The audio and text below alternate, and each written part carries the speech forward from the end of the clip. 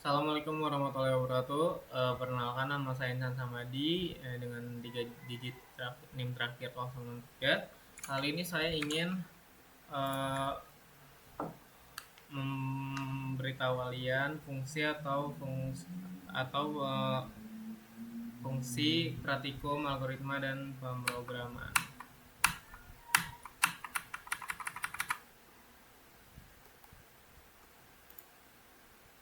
Nah, pada pertemuan sebelumnya kita telah mempelajari dasar-dasar pemrograman seperti variabel, tipe data, hingga konsep peluangan atau yang disebut looping. Pada pertemuan kali ini kita akan melanjutkan materi yang mengenai fungsi atau function dalam Stretch dan Python. Nah, fungsi adalah salah satu konsep terpenting di dalam pemrograman karena membuat kode lebih rapi, efisien, dan mudah dipahami. Nah, apa itu fungsi? Fungsi adalah blok kode terstruktur yang membuat membuat cepat dipanggil berulang kali untuk menjalankan tugas tertentu tanpa perlu menulis ulang kode. Dengan menggunakan fungsi, kode menjadi lebih pendek dan rapi, mengurangi potensi error, memudahkan proses uh, debugging. Kode ini bisa digunakan juga atau bisa digunakan kembali atau reusable.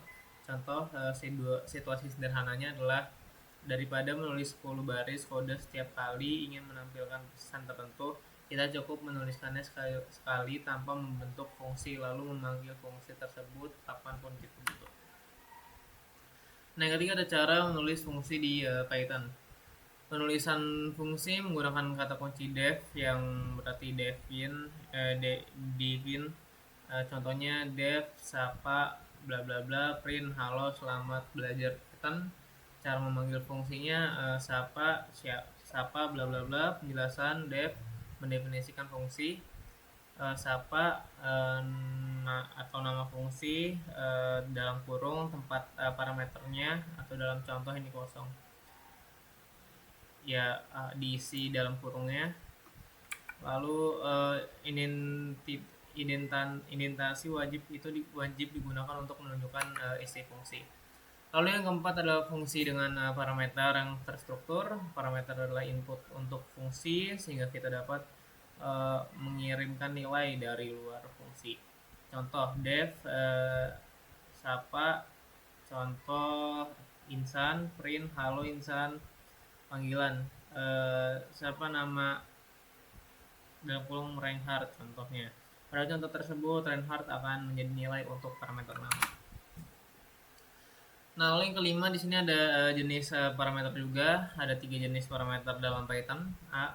Positional parameter dibaca berdasarkan urutan. Halo Reinhardt.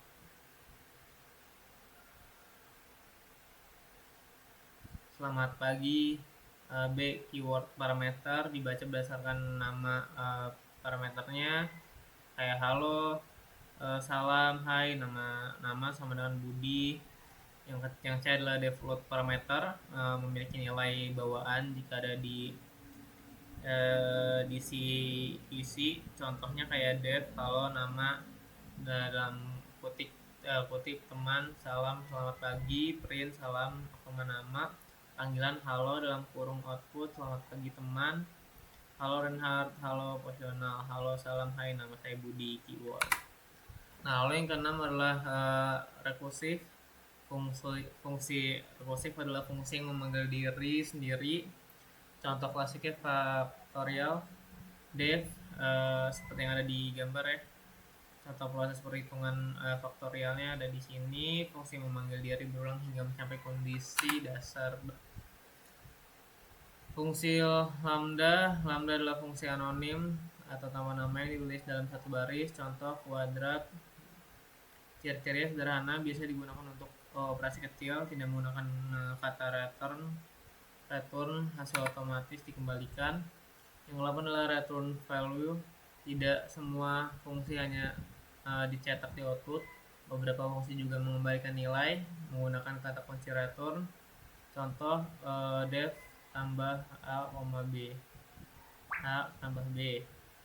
Nah, lalu Hasil sama dengan tambah 3,5, print, output 8, return berfungsi untuk mengembalikan hasil perhitungan, menyimpan nilai ke variabel lain, mengirim data ke bagian program yang memanggil.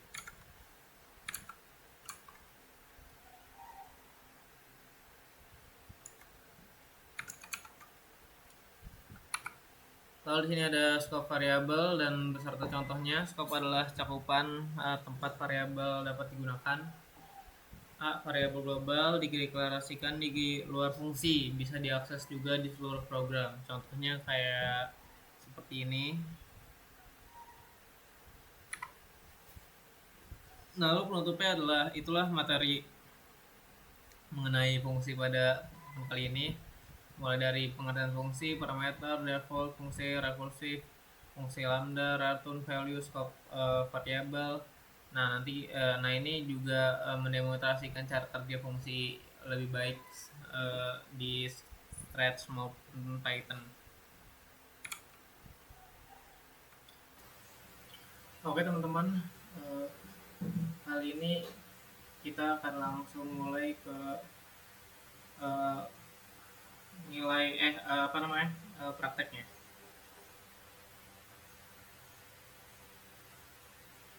Nah, di sini untuk prakteknya saya mempunyai fungsi-fungsi operasi matematika itu seperti contoh kalkulator sederhana ya. Nah, program ini dibuat untuk melakukan operasi aritmatika dasar yaitu penjumlahan, pengurangan, pembagian, hingga perkalian. Nah, pengguna dapat memilih operasi yang diinginkan melalui menu, kemudian program akan menghitung dan menampilkan hasilnya.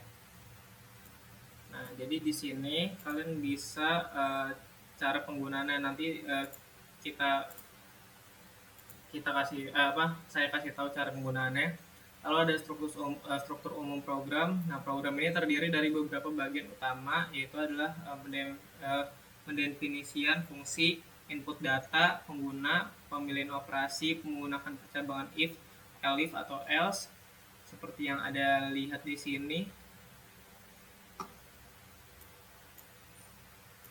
If, elif, if. Nah, lalu menambahkan hasil perhitungan. Nanti akan ada nilai hasil perhitungannya. Nah, untuk angka pertama ini, untuk penjumlahan, ini adalah hasil codingan untuk penjumlahan. Nah, kata kunci ini untuk membuat fungsi penjumlahan, yaitu adalah nama fungsi.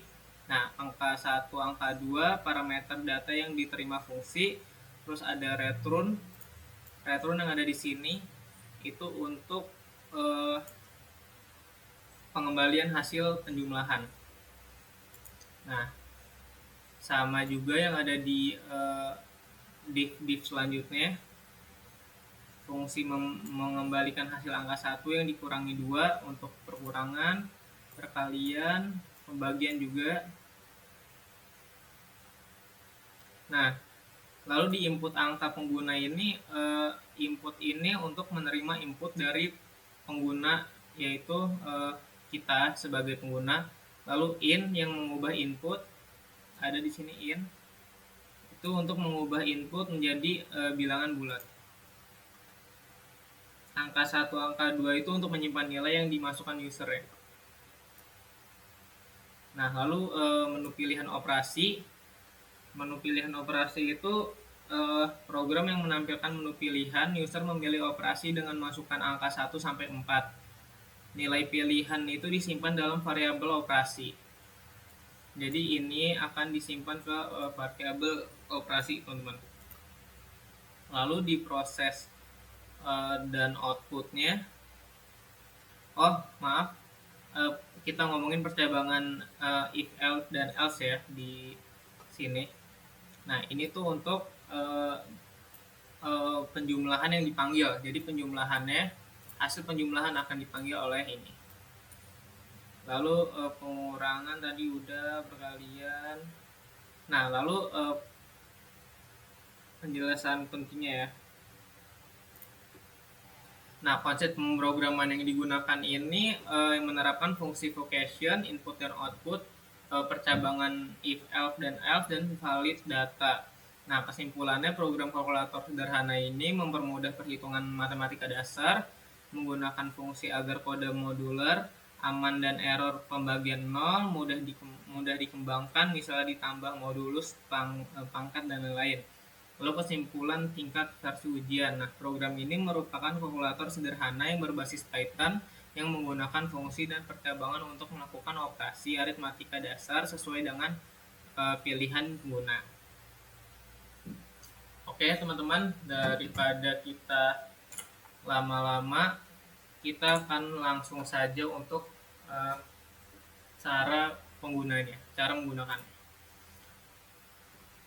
Kalian harus mencet ini, tombol kuning ada di sini, kalian pencet. Lalu di sini akan tertulis masukkan angka pertama. Misalnya angka pertamanya itu 10. Kalian enter. Masukkan angka kedua, misalnya angka kedua itu 10 juga. Enggak usah. 100. Nah, di sini akan muncul pilihan operasi. Pilihan operasi ini kalian bisa terserah mau yang mana, penjumlahan, pengurangan, atau perkalian atau pembagian. Nah, masukkan pilihan 1 sampai 4. Jadi di antara 1 sampai 4 ini kalian mau milih yang mana? Contoh kalian ingin perjumlahan. Ya, jadi 1. Kita ketik 1, kita enter. Nah, nanti hasil penjumlahannya jadi 10 dan 100 adalah 110 teman-teman. Nah, 110 itu adalah hasil penjumlahannya. Oke, kita coba lagi pakai pengurangan. Masukkan angka pertama, kita angka ngasal aja teman-teman. 45, kita enter. Terus misalnya kita angka ngasal 98, kita enter. Lalu kita milih pengurangan yaitu 2, enter. Nah, minus 53 ya, karena 98 dikurang 45 ya, jadi minus 53. Oke, kita cek lagi untuk perkaliannya. Kita ngasal juga aja 12, enter. 11 misalnya. Terus kita pilih perkalian, berarti nomor 3. Kita enter lagi, hasilnya jadi 132 dari 12 kali 11. Oke teman-teman, segini aja video prakteknya pada hari ini. Saya Insan Samadi, wassalamualaikum warahmatullahi wabarakatuh.